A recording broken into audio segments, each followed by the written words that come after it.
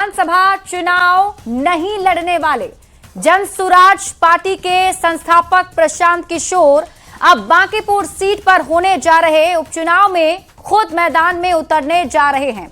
नितिन नवीन के राज्यसभा सदस्य बनने पर खाली हुई पटना की इस बेहद हाई प्रोफाइल सीट को लेकर सियासत गर्म हो गई है, क्योंकि पीके की एंट्री से महागठबंधन में दरार नजर आने लगा है। क्योंकि आरजेडी ने इस सीट पर कैंडिडेट का ऐलान कर दिया है, रेखा गुप्ता आरजेडी उम्मीदवार होंगी, तो वहीं कांग्रेस ने भी यहां कैंडिडेट उतारने के संकेत दे दिए हैं। आज से नामांकन का दौर भी शुरू हो चुका है। ऐसे में सवाल यही कि बांकीपुर में किसके बीच मुकाबला होने जा रहा है, ये रिपोर्ट देखिए।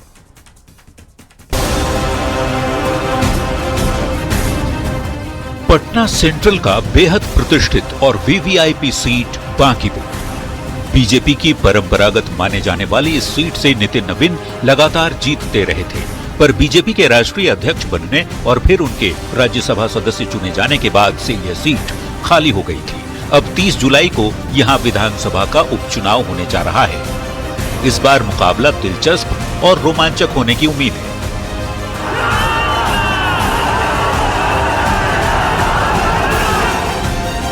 क्योंकि जनसुराज के संस्थापक प्रशांत किशोर ने इस उपचुनाव में खुद मैदान में उतरने का ऐलान कर दिया है। मेरा ऐसा विश्वास है कि बिहार के सबसे प्रबुद्ध और समृद्ध मतदाता बिहार में एमएलए बनाने के लिए नहीं, सरकार बनाने और हटाने के लिए नहीं, बिहार में एक नई राजनीतिक शुरुआत के लिए वोट करेंगे और निश्चित तौर पर उनके सामने अब एक विकल्प है, उस विकल्प के पक्ष में वो खड़े होंगे, ऐसा मेरा विश्वास है। कल तक कांग्रेस के नेता पीके को समर्थन देने की वकालत कर रहे थे, तो अब पार्टी अपना उम्मीदवार उतारने की बात कह रही है। जबकि महागठबंधन की सहयोगी आरजेडी ने तो उम्मीदवार का ऐलान भी कर दिया है। रेखा गुप्ता पार्टी की ओर से प्रत्याशी होंगी। श्रीमती रेखा गुप्ता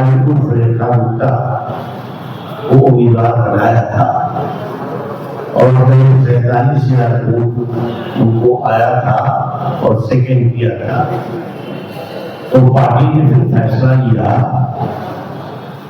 कि हम उन्हीं को उम्मीदवार बनाएंगे। श्रीमती रेखा गुप्ता को उम्मीदवार बनाया था और 43,000 वोट उनको आया था और सेकंड किया था, तो पार्टी ने फिर फैसला लिया कि हम उन्हीं को उम्मीदवार बनाएंगे। बयानों से साफ है, बांकीपुर उपचुनाव को लेकर विपक्षी दलों में सिर फुटअव्वल शुरू हो गया है। 6 जुलाई से नामांकन शुरू हो चुका है। ऐसे में उपचुनाव से पहले ही कांग्रेस आरजेडी में भिड़ंत पर एनडीए नेताओं ने तंज कसा है। सुनिए। बांकीपुर में विपक्ष की लड़ाई भाजपा से नहीं, आपस में है। जनसुराज अलग उम्मीदवार उतार रहा है, राजद अलग दावा कर रहा है और कांग्रेस भी मैदान में उतरने की बात कर रही है। चाहे वो तेजस्वी यादव हो या कांग्रेस हो, तेजस्वी यादव तो यूरोप के यात्रा पे चले गए और कांग्रेस पार्टी तो पहले से ही बिखरी हुई है।